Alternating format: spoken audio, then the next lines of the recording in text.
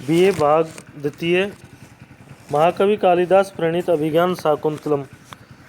राजा दुष्यंत और शकुंतला ने गांधर्व विवाह में परिणत हो चुके हैं और इसके बाद सोमतीर्थ से लौटे हुए पूज्य काश्यप अर्थात महर्षि कर्ण का प्रवेश होता है और इसके बाद में शिष्य कहता है कि यत एक है तो अस्त शिखिरम पतिरोषधीना मैं आविष्कृतो अरुणपुरः सर एक तो अर्कः तेजोद्वस्य युगपद व्यवसनोदयाभ्याम लोको नियम्यतः एवात्म दशांतरेषु।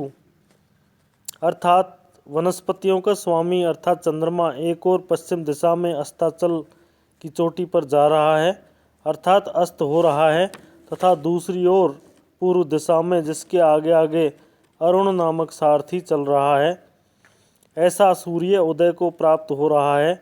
दोनों तेजों चंद्रमा और सूर्य के एक साथ ही अस्त और उदय के द्वारा यह संसार अपनी विभिन्न दुखात्मक एवं सुखात्मक दशाओं के विषय में मानो नियंत्रित किया जा रहा है। शिष्य इधर घूमकर और देखकर यह कहता है, उक्त श्लोक में सूर्य और चंद्र पर दो सज्जनों के व्यवहार का आरोप करने से समासोक्ति अलंकार है। प्रभात वर्णन से सूर्य और चंद्र दोनों ही प्राकरणिक हैं, अतः तुल्य युगता अलंकार है। लोक नियम्यतः एवं में क्रियागत उत्प्रेक्षा अलंकार है। चंद्र और सूर्य को क्रमशः व्यवसनोदय बतलाया गया है, अतः यथासंख्य अलंकार है। छेकानुप्रास तथा वृत्तानुप्रास शब्दालंकार भी है। उक्त श्लोक में वसंत तिलका नामक छंद है। और भी शिष्य कहता है, अपिच अंतर्हिते शशिनी शैव कुमुदवती में दृष्टि न नंदयति संस्मरणीय शोभा इष्ट प्रवास जनितान्य बलाजनस्य दुखानि नूनम अतिमात्र सुदुसहानि। अर्थात चंद्रमा के अस्त होने पर यह मनोमुग्धकारिणी कुमुदनी संस्मरणीय शोभा बनकर मेरी दृष्टि को आनंदित नहीं करती है। स्त्री जनों के प्रियजन के प्रवास में रहने से उत्पन्न दुख निश्चय ही अत्यधिक दुस्सहनीय होता है।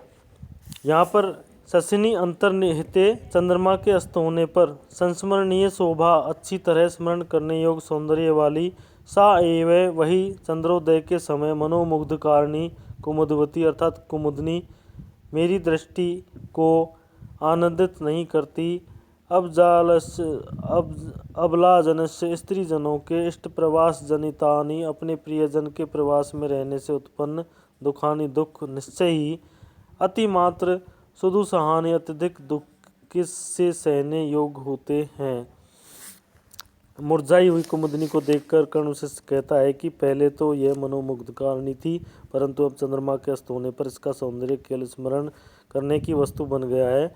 वस्तुतः यह ठीक नहीं है कि अबलाएं अपने प्रियजन के प्रवासी बनने पर दुख सहन करती हैं, असहनीय दुख सहन करती हैं। प्रस्तुत श्लोक में चंद्र और कुमुदनी पर दुष्यंत और शकुंतला का समारोप होने से समासोक्ति अलंकार है। दृष्टि में न नंदयति का कारण संस्मरणीय शोभा है, अतः पदार्थ हेतु काव्यलिंग अलंकार है।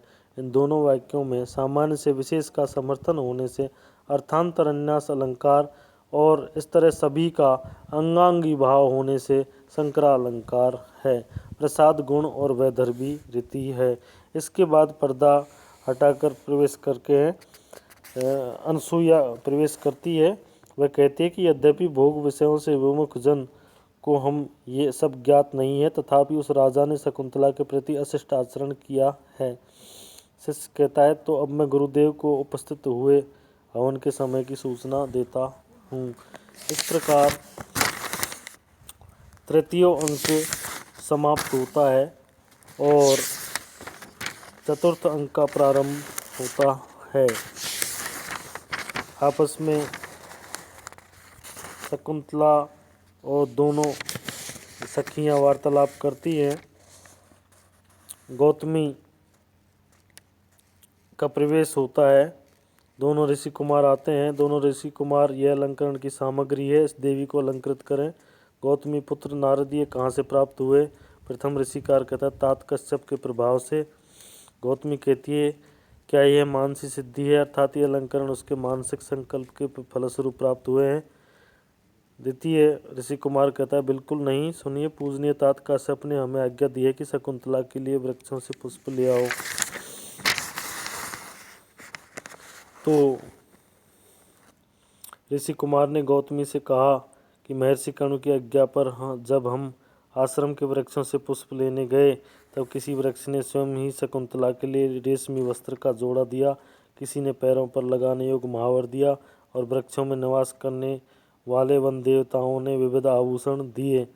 सोमम किंचिद इंदु पांडु तरुणा मांगल्य आविष्कृतम निश्च्युत चरणोपभोग सुलभ लाक्षारस किंचितः अन्येभ्यो वन्देवता करतलेवा पर्व भागोतिथि दत्तान्य आभरणानि ततः किसलयोद भेद प्रतिद्वंद्वी।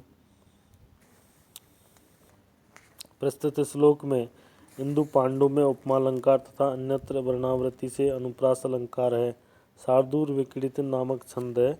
यहाँ पूर्व सिद्धार्थ का कथन होने से निरुक्ति नामक नाट्य लक्षण है।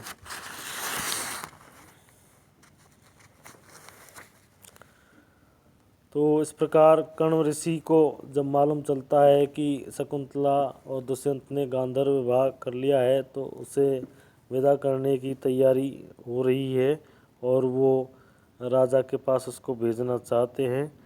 इसी को सोचकर काश्यप ऋषि या कण्व ऋषि कहते हैं या सत्यध शकुंतलेति हृदय संस्पृष्टमुत्कंठया कंठ स्तंभित वाष्पवृत्ति कलुषितचिंता जड़म दर्शनम।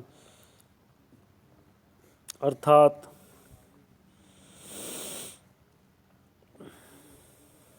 आज शकुंतला या सती शकुंतला जाएगी इति इस कारण से हृदय मेरा हृदय उत्कंठा विषाद या दुख से संस्पृष्टम आक्रांत व्याप्त हो गया है। कंठ गला स्तंभित वाष्पवृत्ति कलों से आंसुओं को बहने से रोकने के कारण भर आया है, गदगद हो गया है। दर्शनम देखना या दृष्टि चिंता जड़म शकुंतला गत चिंता से निश्चेष्ट दृष्टि हो गई है। अरण्यों से जंगल में रहने वाले अर्थात वनवासी मम मुझको तो स्नेहास शकुंतला के प्रति प्रेम होने से ईदृशम इदम वैकल्यम यह इतनी ऐसी विकलता अर्थात इस प्रकार का दुख हो रहा है। तो ग्रहण नवीन अर्थात पहली बार के तनया विश्लेष दुखई पुत्री के वियोग के दुखों से कथम ने कितने अधिक पीड़ित होते होंगे, ऐसा कण्व ऋषि सोच रहे हैं। वैकल्यव्यम मम तावदी दृश्मिदम स्नेहादरणो कसह पीड्यन्ते ग्रहणे कथम नु तनया विश्लेषु दुखैर्नवै। महर्षि कण्व कहते हैं कि आज शकुंतला अपने पति गृह जाएगी अर्थात अभी गई नहीं है, तब जाने वाली है। इस चिंता से ही मेरा हृदय दुख से व्याप्त हो गया है और आंसुओं को रोकने से कंठ गदगद हो रहा है तथा दृष्टि धूमल पड़ रही है। अब मुझ जैसे आश्रमवासी व्यक्ति की यह दशा है तो ग्रस्त लोग अपनी पुत्री के प्रथम बार वियोग से कितने दुखी होते होंगे, ये भावना इसमें दृष्टिगोचर हुई है। श्लोक अच्छा है। इस श्लोक को अभिज्ञान शाकुंतल का सर्वोत्तम श्लोक माना जाता है। जैसे कि कहा गया है कालिदासस्य सर्वस्व अभिज्ञान शाकुंतलम तत्रापि च चतुर्थो अंकस्त चतुष्टय यास्वत्यधेति तत्रापि श्लोक सर्वमनोहर। प्रस्तुत श्लोक में वैकल्यव्य रूप कार्य के प्रति उत्कंठा को कारण बतलाया गया है। अतः काव्यलिंग अलंकार कंठक लुसत्व आदि अनेक कारणों के एक साथ समावेश से समुच्चय और महर्षि कण्व को ग्रस्त की अपेक्षा अधिक दुखी बतलाने से व्यतिरेक अलंकार है।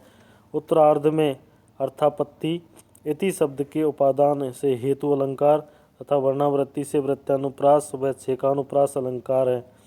प्रसाद गुण और वैदर्भी रीति है। इसमें शार्दूल विक्रीडित नामक छंद है। इधर ये सोचते हुए चारों ओर घूमते हैं। दोनों सखियां कहती हैं, सखी शकुंतला, तुम्हारा अलंकरण पूरा हो चुका है, अब इन 2 कौसे वस्त्रों को पहनो। शकुंतला उठकर पहनती है। गौतमी पुत्री, आनंद से बहते हुए अश्रुओं से प्रवाहित नेत्रों से तुम्हें गले लगाते हुए तुम्हारे पिता तात कश्यप यहाँ उपस्थित हैं, उचित शिष्टाचार का पालन करो। शकुंतला लज्जा के साथ, तात प्रणाम करती हूँ। काश्यप पुत्री, ययाते रिव शर्मिष्ठा भर्तुर्बहुमता भव सुतं त्वमपि सम्राज्यं सेवः पुरुम् अवाप्नुहि। अर्थात ययाते, राजा ययाति की शर्मिष्ठा, दानवराज वृषपर्वा की पुत्री के समान तुमपि भर्तु बहुमता पति की अति प्रिया बनो। सा पुरुम सुतमेव, अपने जैसे पुरु नामक पुत्र को। त्वमपि सम्राज्यम सुतम, तुम भी सम्राट पुत्र को प्राप्त करो। इस प्रकार ऋषि कर्ण शकुंतला को आशीर्वाद देते हैं और कहते हैं कि तुम अपने पति की बहुमाननीय रानी बनो, चक्रवर्ती पुत्र को प्राप्त करो। जैसे राजा ययाति को शर्मिष्ठा अति प्रिय थी और उससे पुरु नामक यशस्वी पुत्र हुआ, वैसा ही तुम्हें भी प्राप्त हो। प्रस्तुत श्लोक में इव से उच्चित उपमा अलंकार अनुष्टुप या श्लोक नामक छंद है।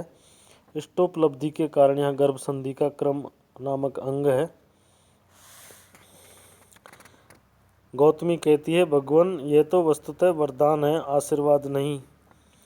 काश्यप कर्ण ऋषि कहते हैं, पुत्री इधर अभी जिनमें हवन किया गया है, ऐसी इन अग्नियों की परिक्रमा करो। सब परिक्रमा करते हैं। कर्ण कहते हैं, ऋग्वेद छंद में बने श्लोक द्वारा आशीर्वाद देते हैं कि हे पुत्री, अमी वेदीं परित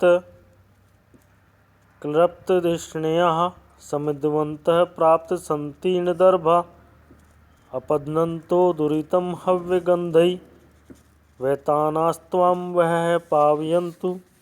अर्थात समिद्धवंत समिधाओं हवन की लकड़ियों से युक्त वेदीं परित, वेदी के चारों ओर, क्लृप्तधिष्ण्या प्रतिष्ठापित, प्रांत संतीर्ण दर्भा किनारे पर बिछे कुशों वाली, हव्य गंधई हवनीय पदार्थों की सुगंध से दुरितम पापों को अपधनंतः नष्ट करती हुई, अमी वैताना वह ये यज्ञ अग्नियाँ, त्वाम तुम्हें, पावयंतु अर्थात पवित्र करें। महर्षि कर्ण शकुंतला को आशीर्वाद देते हैं, जो कि समिधाओं से प्रदीप्त हो रही हैं और अपने हवनीय पदार्थों की सुगंध से ही सारे पापों को नष्ट कर देती हैं। ऐसी यज्ञ अग्नियाँ तुमको पवित्र करें।